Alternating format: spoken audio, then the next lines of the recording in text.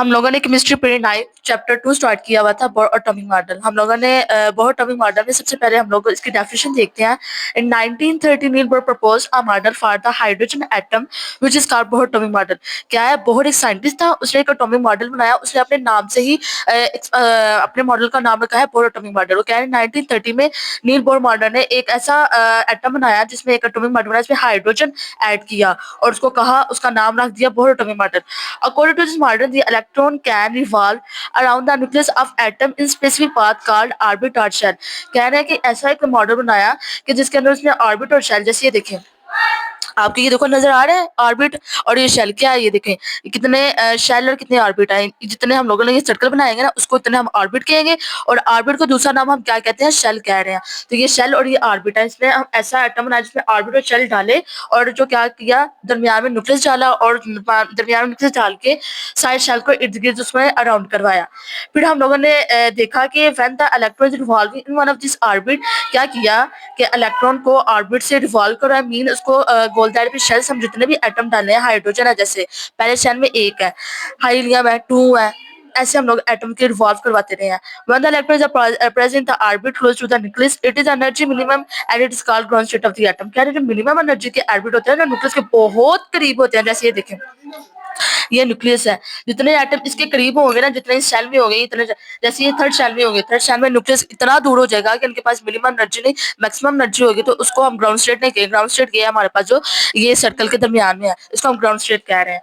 तो ये ground state हमारे पास आ गया। फिर इसके बाद यहाँ पे मैंने यहाँ तक करवाया आपको। आगे ये दो लाइन है, ये काट दें। फिर आगे ये दो लाइनें आपने काट दी हैं। फिर आगे electron present in shell has fix energy, this shell as also name as level.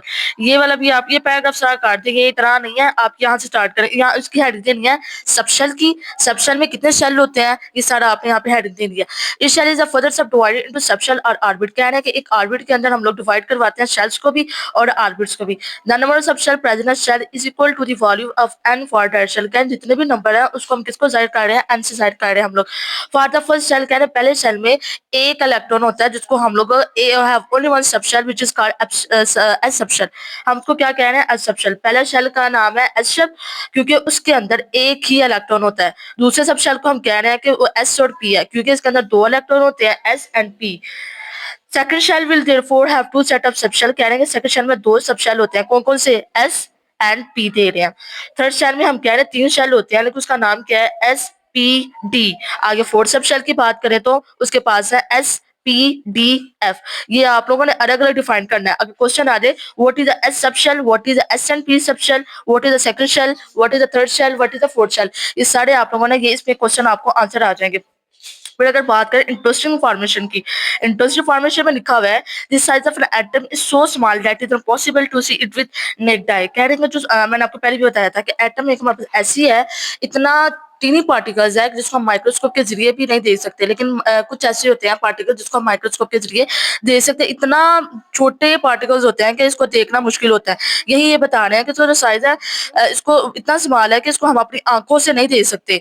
However transition electron microscope can be used to see atom, इसको माइक्रोस्कोप के जरिए इसको देख सकते हैं। तो ये आज आपका बोहर टॉपिक मॉडल है। इंशाल्लाह कल ये बोहर टॉपिक आगे भी है, इंशाल्लाह कल बताऊंगी।